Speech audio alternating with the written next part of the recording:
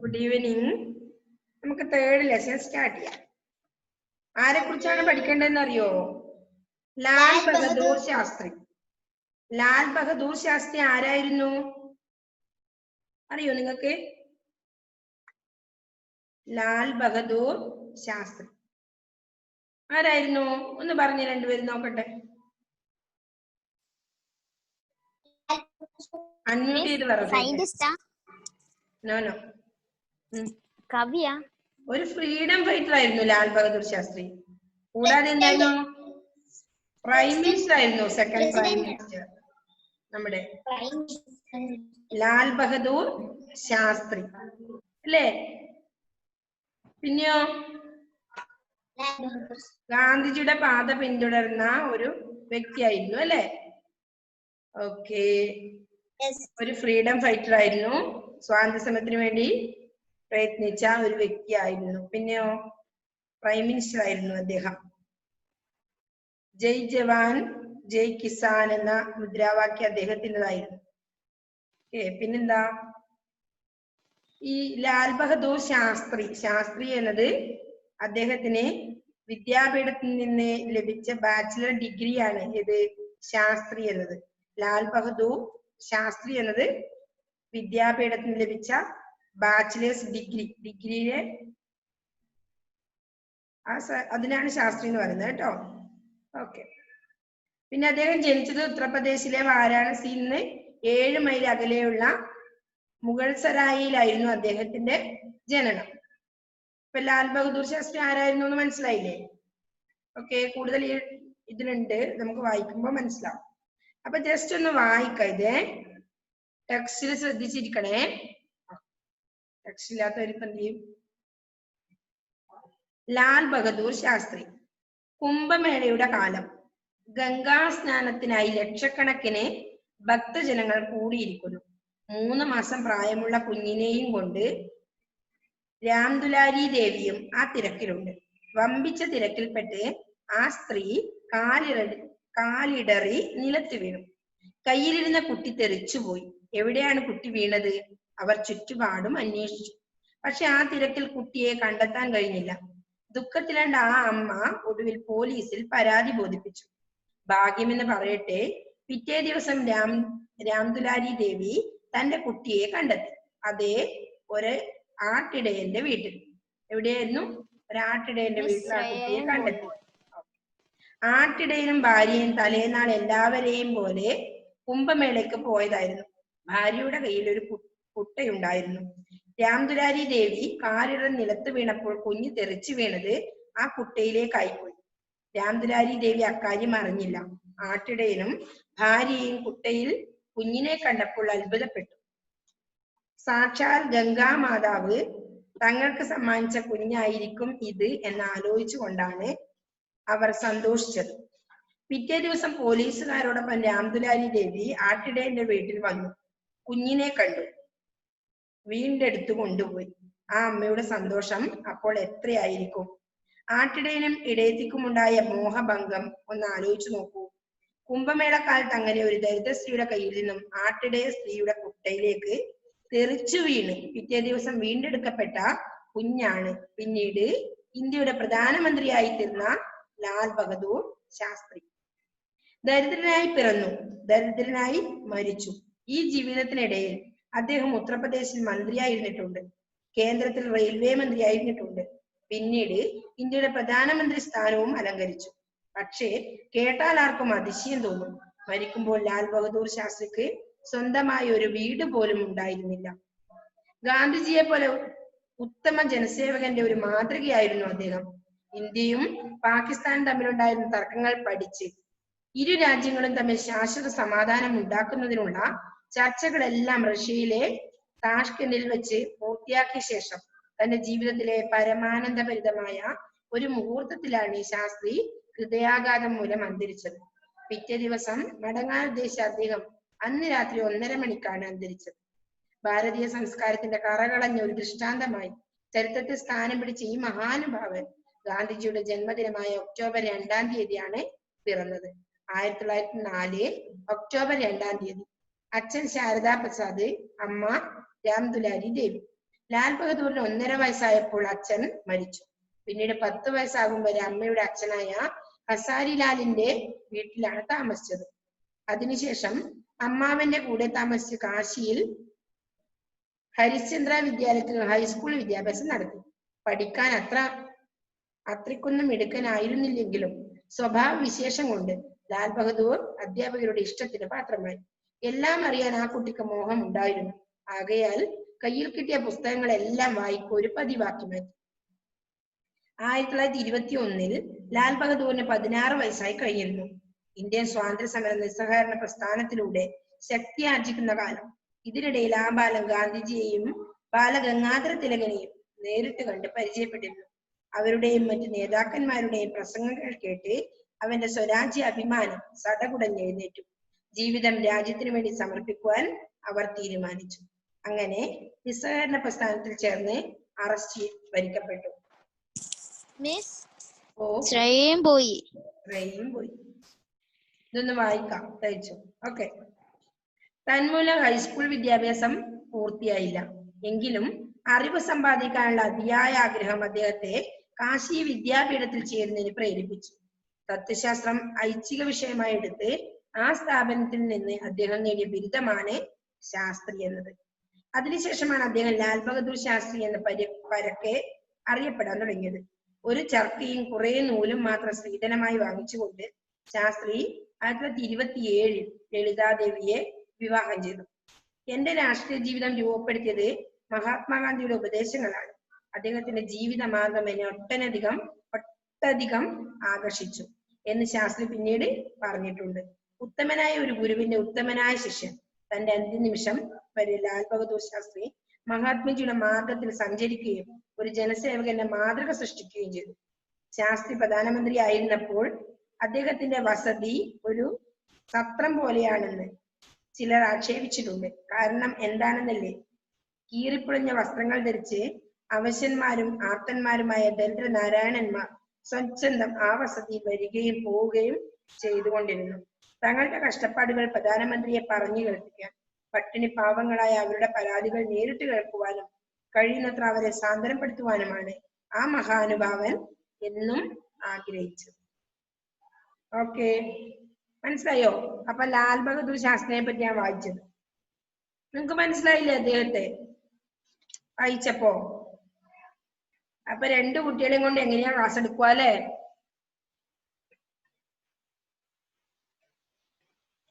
അപ്പൊ ഒന്ന് വായിക്കുന്നോ നിങ്ങളിത്?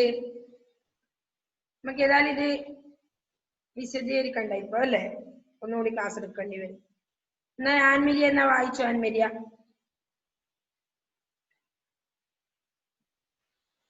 പാഠം 3. ലാൽ ബഹദൂർ ശാസ്ത്രി. കുംഭമേളയുടെ കാലം. ഗംഗാ സ്നാനത്തിനായി ലക്ഷക്കണക്കിന് ഭക്തജനങ്ങൾ കൂടിയിരിക്കുന്നു. 3 മാസം പ്രായമുള്ള കുഞ്ഞിനെയും കൊണ്ട് രാംദുലാരി ദേവിയും ആ തിരക്കിലുണ്ട്. വമ്പിച്ച തിരക്കിൽപ്പെട്ട ആ സ്ത്രീ കാലിടറി നിലത്ത് വീണു. കയ്യിലിരുന്ന കുട്ടി തെറിച്ചുപോയി. എവിടെയാണ് കുട്ടി വീണത്? അവർ ചുറ്റുപാട് അന്വേഷിച്ചു. പക്ഷെ ആ തിരക്കിൽ കുട്ടിയെ കഴിഞ്ഞില്ല. ദുഃഖത്തിലാണ്ട ആ അമ്മ ഒടുവിൽ പോലീസിൽ പരാതി ബോധിപ്പിച്ചു. ഭാഗ്യമെന്ന് പറയട്ടെ, പിറ്റേ ദിവസം രാംദുലാരി ദേവി തന്റെ കുട്ടിയെ കണ്ടെത്തി. അതെ, ഒരാട്ടിടയന്റെ വീട്ടിൽ. ആട്ടിടയനും ഭാര്യയും തലേന്നാൾ എല്ലാവരെയും പോലെ കുംഭമേളയ്ക്ക് പോയതായിരുന്നു. ഭാര്യയുടെ കയ്യിൽ ഒരു കുട്ടയുണ്ടായിരുന്നു. രാംദുലാരി ദേവി കാലിടറി നിലത്ത് വീണപ്പോൾ കുഞ്ഞ് തെറിച്ചു വീണത് ആ കുട്ടയിലേക്കായിപ്പോയി. രാംദുലാരി ദേവി അക്കാര്യം അറിഞ്ഞില്ല. ആട്ടിടയനും ഭാര്യയും കുഞ്ഞിനെ കണ്ടപ്പോൾ അത്ഭുതപ്പെട്ടു. സാക്ഷാൽ ഗംഗാ മാതാവ് തങ്ങൾക്ക് സമ്മാനിച്ച കുഞ്ഞായിരിക്കും ഇത് എന്നാലോചിച്ചുകൊണ്ട് അവർ സന്തോഷിച്ചത്. പിറ്റേ ദിവസം പോലീസുകാരോടൊപ്പം രാംദുലാരി ദേവി ആട്ടിടയന്റെ വീട്ടിൽ വന്നു. കുഞ്ഞിനെ കണ്ടു. വീണ്ടെടുത്തു കൊണ്ടുപോയി. ആ അമ്മയുടെ സന്തോഷം അപ്പോൾ എത്രയായിരിക്കും? ആട്ടിടയനും ഇടയത്തിക്കുമുണ്ടായ മോഹഭംഗം ഒന്നാലോചിച്ചു നോക്കൂ. കുംഭമേള കാലത്ത് അങ്ങനെ ഒരു ദരിദ്ര സ്ത്രീയുടെ കയ്യിൽ നിന്ന് ആട്ടിടയ സ്ത്രീയുടെ കുട്ടയിലേക്ക് തെറിച്ചു വീണ പിറ്റേ ദിവസം വീണ്ടെടുക്കപ്പെട്ട കുഞ്ഞാണ് പിന്നീട് ഇന്ത്യയുടെ പ്രധാനമന്ത്രിയായി തീർന്ന ലാൽ ബഹദൂർ ശാസ്ത്രി. ദരിദ്രനായി പിറന്ന് ദരിദ്രനായി മരിച്ചു മരിച്ചു. ഈ ജീവിതത്തിനിടയിൽ അദ്ദേഹം ഉത്തർപ്രദേശിൽ മന്ത്രിയായിരുന്നിട്ടുണ്ട്. കേന്ദ്രത്തിൽ റെയിൽവേ മന്ത്രിയായിരുന്നിട്ടുണ്ട്. പിന്നീട് ഇന്ത്യയുടെ പ്രധാനമന്ത്രി സ്ഥാനവും അലങ്കരിച്ചു. പക്ഷെ കേട്ടാൽ ആർക്കും അതിശയം തോന്നും. മരിക്കുമ്പോൾ ലാൽ ബഹദൂർ ശാസ്ത്രിക്ക് സ്വന്തമായ ഒരു വീട് പോലും ഉണ്ടായിരുന്നില്ല. ഗാന്ധിജിയെ പോലെ ഉത്തമ ജനസേവകന്റെ ഒരു മാതൃകയായിരുന്നു അദ്ദേഹം. ഇന്ത്യയും പാകിസ്ഥാനും തമ്മിലുണ്ടായിരുന്ന തർക്കങ്ങൾ പഠിച്ച് ഇരു രാജ്യങ്ങളും തമ്മിൽ ശാശ്വത സമാധാനം ഉണ്ടാക്കുന്നതിനുള്ള ചർച്ചകളെല്ലാം റഷ്യയിൽ താഷ്കെൻഡിൽ വെച്ച് പൂർത്തിയാക്കിയ ശേഷം തന്റെ ജീവിതത്തിലെ പരമാനന്ദഭരിതമായ ഒരു മുഹൂർത്തത്തിലാണ് ശാസ്ത്രി ഹൃദയാഘാതം മൂലം അന്തരിച്ചത്. പിറ്റേ ദിവസം മടങ്ങാൻ ഉദ്ദേശിച്ച അദ്ദേഹം അന്ന് രാത്രി 1:30 മണിക്കാണ് അന്തരിച്ചത്. ഭാരതീയ സംസ്കാരത്തിന്റെ കറകളഞ്ഞ ഒരു ദൃഷ്ടാന്തമായി ചരിത്രത്തിൽ സ്ഥാനം പിടിച്ച ആ മഹാനുഭാവൻ ഗാന്ധിജിയുടെ ജന്മദിനമായ ഒക്ടോബർ 2-ാം തീയതിയാണ് പിറന്നത്. 1904 ഒക്ടോബർ 2-ാം തീയതി അച്ഛൻ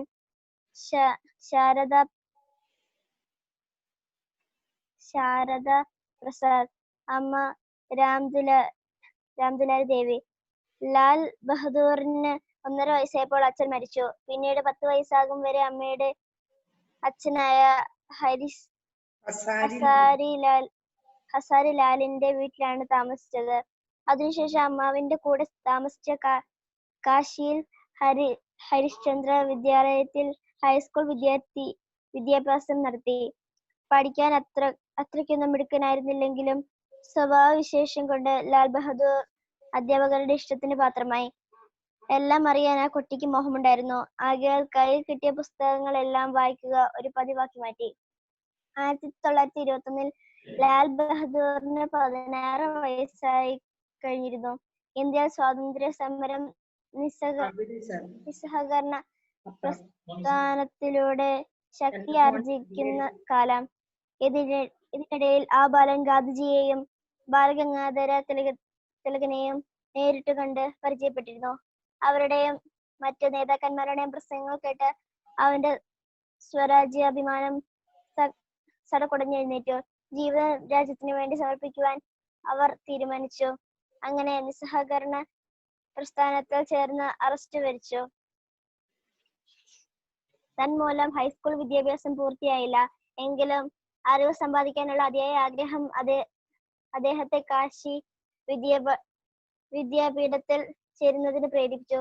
തത്വശാസ്ത്രം ഐച്ഛിക വിഷയവുമായി എടുത്ത് ആ സ്ഥാപനത്തിൽ നിന്ന് അദ്ദേഹം നേടിയ ബിരുദമാണ് ശാസ്ത്രി എന്നത്. അതിനുശേഷമാണ് അദ്ദേഹം ലാൽ ബഹദൂർ ശാസ്ത്രി എന്ന് പരക്കെ അറിയപ്പെടാൻ തുടങ്ങിയത്. ഒരു ചർക്കയും കുറെ നൂലും മാത്രം സ്ത്രീധനമായി വാങ്ങിച്ചുകൊണ്ട് ശാസ്ത്രി 1927 ലളിതാദേവിയെ വിവാഹം ചെയ്തു. എന്റെ രാഷ്ട്രീയ ജീവിതം രൂപപ്പെടുത്തിയത് മഹാത്മാഗാന്ധിയുടെ ഉപദേശങ്ങളാണ്. അദ്ദേഹത്തിന്റെ ജീവിതമാർഗം എന്നെ ഒട്ടധികം ആകർഷിച്ചു എന്ന് ശാസ്ത്രി പിന്നീട് പറഞ്ഞിട്ടുണ്ട്. ഉത്തമനായ ഒരു ഗുരുവിന്റെ ഉത്തമനായ ശിഷ്യൻ.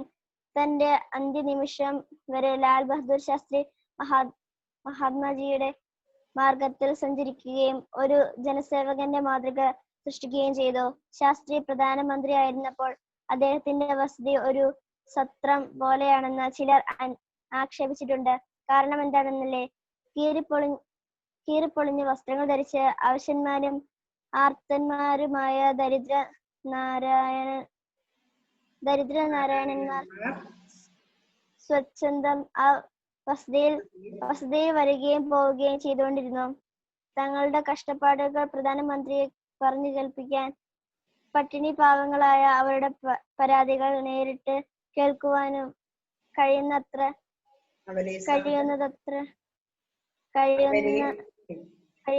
അവരെ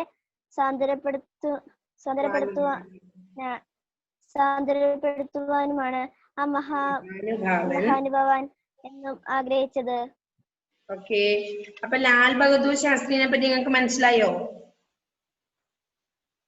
ലാൽ ബഹദൂർ ശാസ്ത്രി നമ്മുടെ പ്രധാനമന്ത്രിയായിരുന്നു മനസ്സിലായി അല്ലേ? പിന്നെ എന്ത് മനസ്സിലായി? അദ്ദേഹം നമ്മുടെ ഒരു ഫ്രീഡം ഫൈറ്റർ ആയിരുന്നു അല്ലെ? കേരള സ്വാതന്ത്ര്യത്തിന് വേണ്ടി പോരാടിയ മഹാത്മജിയെ പോലെ തന്നെ മഹാത്മജിയുടെ പാത പിന്തുടർന്ന ഒരു വ്യക്തിയായിരുന്നു അദ്ദേഹം അല്ലെ?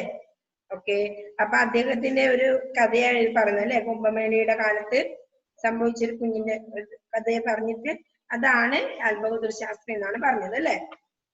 ഓക്കെ, അപ്പൊ നെക്സ്റ്റ് നമ്മൾ എന്താ പറഞ്ഞത്? ഉത്തർപ്രദേശിലെ വാരാണസിയിൽ നിന്ന് 7 മൈൽ അകലെയുള്ള മുഗൾസരയിലായിരുന്നു അദ്ദേഹത്തിന്റെ ജന്മം എന്ന് പറഞ്ഞു. എപ്പോഴായിരുന്നു? 1904 ഒക്ടോബർ 2-ാം തീയതി ആയിരുന്നു അല്ലെ? ഓക്കെ, ഫെയ്ത്ത് രണ്ടാമത്തെ ഫെയ്ത്ത് എന്ന് കാണുന്നത്.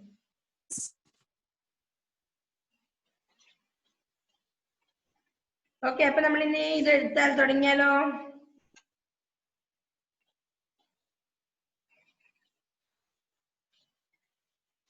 രണ്ട് ഫെയ്ത്ത് ആയി ഇപ്പം.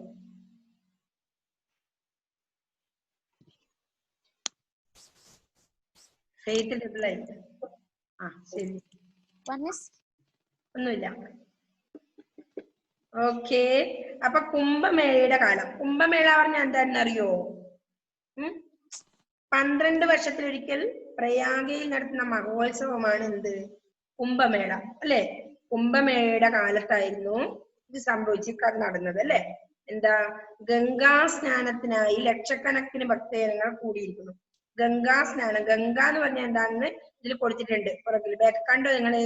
സ്വർഗത്തിൽ ഒഴുകിയിരുന്ന നദിയാണെന്നാണ് വിശ്വാസം. ഭഗീരഥനാണ് ഗംഗയെ ഭൂമിയിൽ എത്തിച്ചത്.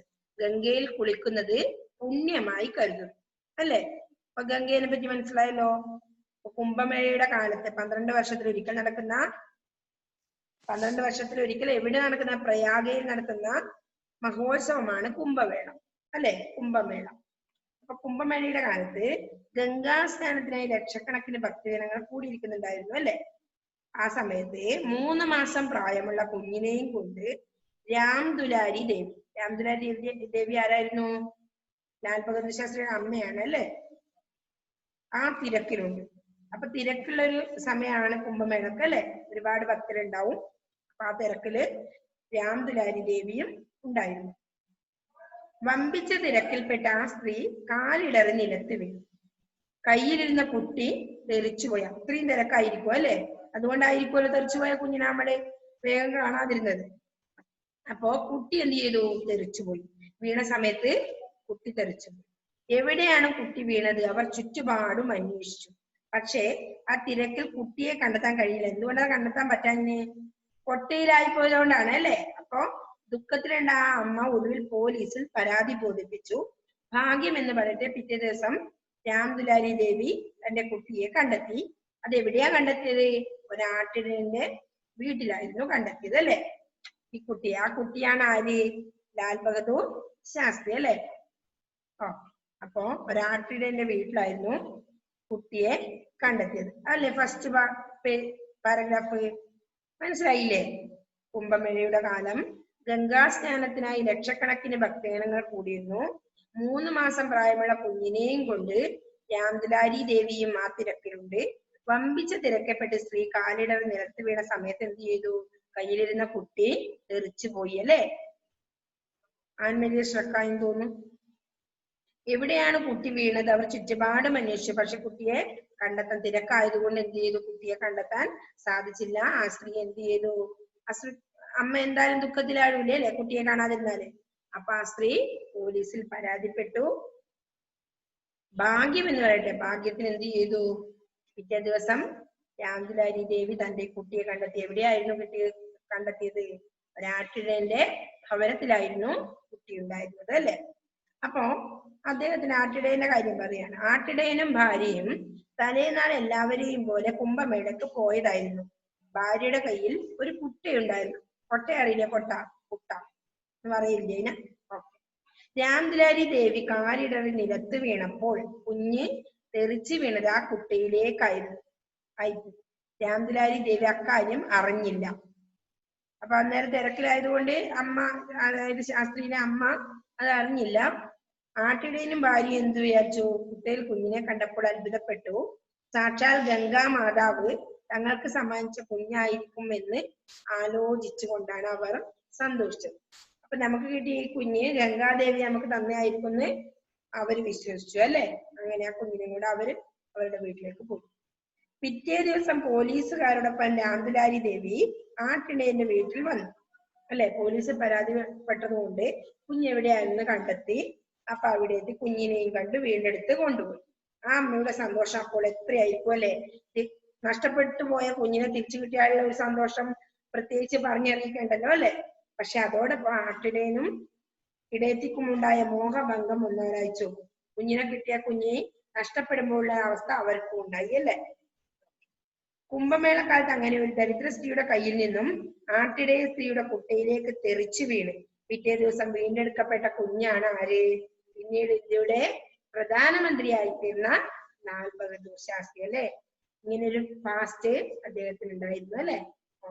എത്ര പേരെ നിങ്ങൾക്ക് മനസ്സിലായില്ലേ? ആൻമരിയൊക്കെ ക്ലിയർ ഇല്ലേ മോളെ? കേൾക്കുന്നില്ലാന്ന് തോന്നുന്നുണ്ട് ആൻമരിയൊക്കെ അല്ലേ ഫെയ്ത്ത്? ആ ആൻമരിയൊക്കെ കേൾക്കുന്നുണ്ടായിരുന്നില്ലേ മോളെ ഇപ്പൊ? ഓക്കെ. അപ്പൊ അത്രപ്പരം മതി നമുക്ക് ഇന്നല്ലേ.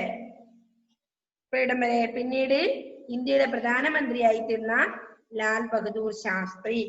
ഇപ്പൊ ലാൽ ബഹദൂർ ശാസ്ത്രിയെ കുറിച്ചാണ് നമ്മൾ പഠിച്ചത്. അദ്ദേഹം നമ്മുടെ പ്രധാനമന്ത്രി ആയിരുന്നു. പിന്നെന്താ, അദ്ദേഹം ഗാന്ധിജിയുടെ പാത പിന്തുടർന്ന ഒരു സ്വാതന്ത്ര്യത്തിന് വേണ്ടി പോരാടിയ ഒരു വ്യക്തിയായിരുന്നു. പിന്നെ കാശി വിദ്യാപീഠത്തിൽ നിന്ന് അദ്ദേഹത്തിന് ലഭിച്ചതാണ് ഇത് ബാച്ചിലർ ഡിഗ്രിയാണ് ശാസ്ത്രി എന്നത്.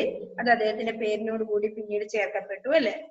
പിന്നെന്താ, ഉത്തർപ്രദേശിലെ വാരാണസിയിൽ നിന്ന് 7 മൈൽ അകലെയുള്ള ഒരു ചെറിയ ടൗണായ മുഗൾസരായിലായിരുന്നു അദ്ദേഹത്തിന്റെ ജനനം. എപ്പോഴാണ് ജനിച്ചത്?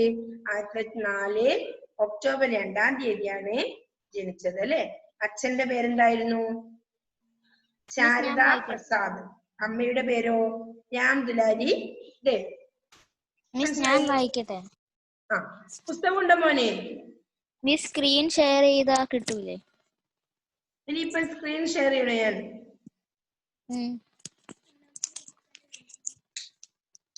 അപ്പൊ നമ്മുടെ ടൈമും കഴിയും. 9 മിനിറ്റ് ഇനിയുള്ളൂ. ഓക്കെ. പുസ്തകം ഉണ്ടോ ഫെയ്ത്തിന്റെ കയ്യില്? ഇല്ല മിസ്. ഇല്ല. അപ്പോ ഇതായിരുന്നു ലാൽ ബഹദൂർ ശാസ്ത്രിയെ പറ്റി ഒരു ഹിന്ദി നിങ്ങൾക്ക് കിട്ടിയില്ലേ?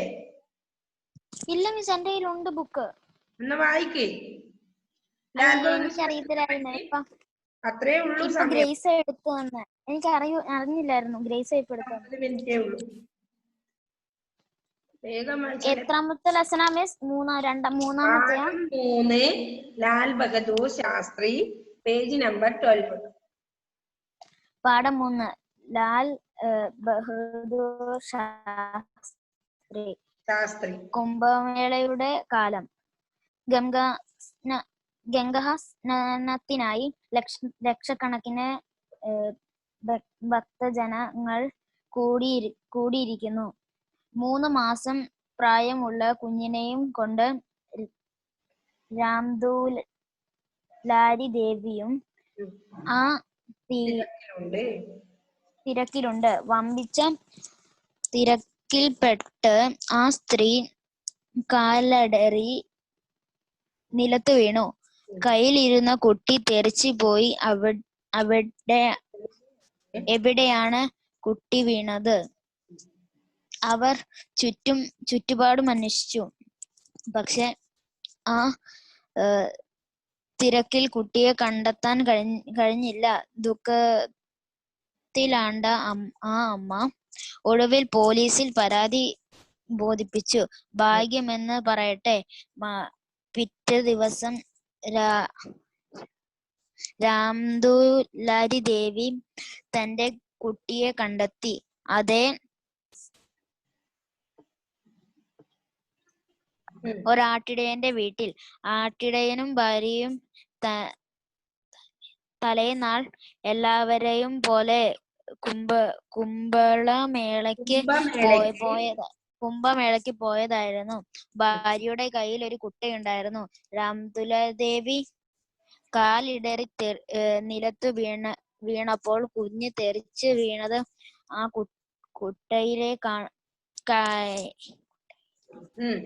കുട്ടയിലേക്കായിപ്പോയി. രാംദുലാരി ദേവി ആ കാര്യം അറിഞ്ഞില്ല. ആട്ടിടയനും ഭാര്യയും കുട്ടയിൽ കുഞ്ഞിനെ കണ്ടപ്പോൾ അത്ഭുതപ്പെട്ടു. സാക്ഷാൽ ഗംഗാ മാതാവ് ഞങ്ങളെ സമ്മാനിച്ച കുഞ്ഞായിരിക്കും അത്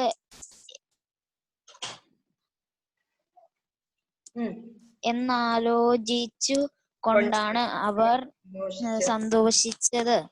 പിറ്റേ ദിവസം പോലീസുകാരോടൊപ്പം രാംദുലാദേവി ആട്ടിടയന്റെ വീട്ടിൽ വന്നും കുഞ്ഞിനെ കണ്ടു കൊണ്ടുപോയി. ആ അമ്മയുടെ സന്തോഷം അപ്പോൾ എത്രയായിരിക്കും! ആട്ടിടയനും ഇടയത്തിക്കുമുണ്ടായ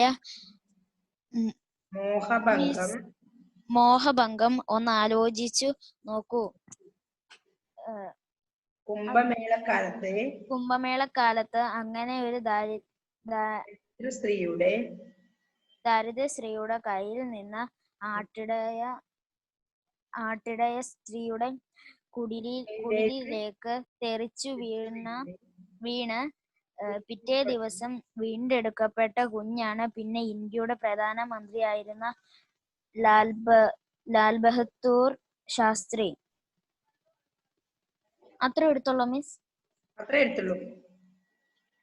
വായിക്കുന്ന വായിച്ചു ഏകദേശം അത്രേ ഉള്ളൂ.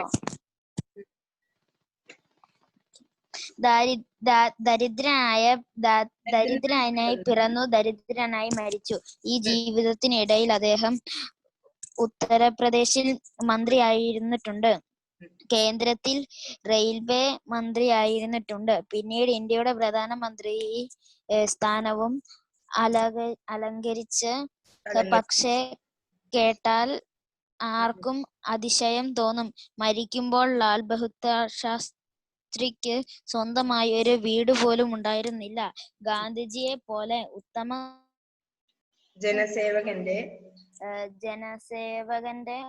ജനസേവകന്റെ ഒരു മാതൃകയായിരുന്നു അദ്ദേഹം. ഇന്ത്യയും പാകിസ്ഥാനും തമ്മിലുണ്ടായിരുന്ന തർക്കങ്ങൾ പഠിച്ച് ഒരു രാജ്യങ്ങളും തമ്മിൽ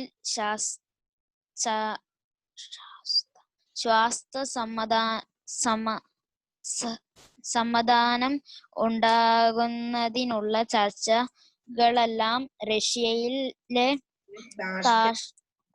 താഷ്കെൻഡിൽ വെച്ച് പൂർത്തിയാക്കിയ ശേഷം തന്റെ ജീവിതത്തിലെ പരമാനന്ദ ഭാരതമായ ഒരു മുഹൂർത്തത്തിലാണ് ശാസ്ത്രി ഹൃദയാഘാതം മൂലം അന്തരിച്ചത്. പിറ്റേ ദിവസം മടങ്ങാനു ഉദ്ദേശിച്ച അദ്ദേഹം അന്നു രാത്രി 1:30 മണിക്കാണ് അന്തരിച്ചത്. ഭാരതീയ സംസ്കാരത്തിന്റെ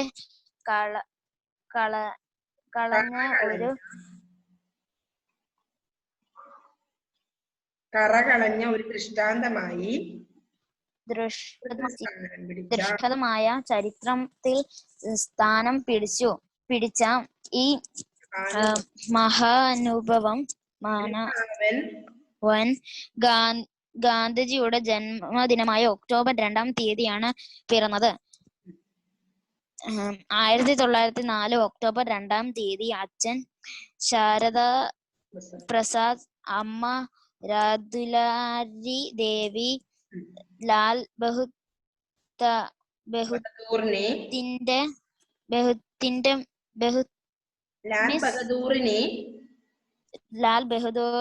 1.5 വയസ്സായപ്പോൾ അച്ഛൻ മരിച്ചു. പിന്നീട് 10 വയസ്സാകും വരെ അമ്മയുടെ അച്ഛനായ ഹസാരിലാലിന്റെ വീട്ടിലാണ് താമസിച്ചത്. അതിനുശേഷം അമ്മാവന്റെ കൂടെ താമസിച്ചു. കാശിയിൽ രജത്ര വിദ്യാലയത്തിൽ ഹൈസ്കൂൾ വിദ്യാഭ്യാസം നടത്തി. പഠിക്കാൻ അത്രയ്ക്കൊന്നും മിടുക്കുണ്ടായിരുന്നില്ല ഇല്ലെങ്കിലും ഉണ്ടായിരുന്നില്ലെങ്കിലും സ്വഭാവ വിശേഷം കൊണ്ട് ലാൽ ബഹദൂർ അധ്യാപകരുടെ ഇഷ്ടത്തിനു പാത്രമായി. എല്ലാം അറിയാൻ ആ കുട്ടിക്ക് മോഹമുണ്ടായിരുന്നു. ആകയാൽ കയ്യിൽ കിട്ടിയ പുസ്തകങ്ങളെല്ലാം വായിക്കുക ഒരു പതിവാക്കി മാറ്റി. 1921 ലാൽ ബഹദൂർ 16 വയസ്സ് കഴിഞ്ഞിരുന്നു. ഇന്ത്യൻ സ്വാതന്ത്ര്യ സമരം, നിസ്സഹകരണ പ്രസ്ഥാനത്തിലൂടെ ശക്തിയാർജിക്കുന്ന കാലം. ഇതിനിടയിൽ ആ ബാലൻ ഗാന്ധിജിയെയും ബാലഗംഗാധരനെയും തിലകനെയും നേരിട്ട് കണ്ടു പരിചയപ്പെട്ടിരുന്നു. അവരുടെയും മറ്റ് നേതാക്കന്മാരുടെയും പ്രസംഗങ്ങൾ കേട്ട അവന്റെ സ്വരജീവനം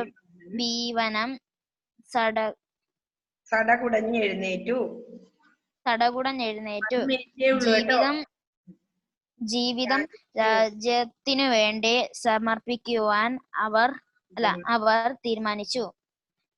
അങ്ങനെ നിസ്സഹകരണ പ്രസ്ഥാനത്തിൽ ചേർന്ന് അറസ്റ്റ് വിരച്ചു. എല്ലാവരോടും ബൈ കേട്ടോ.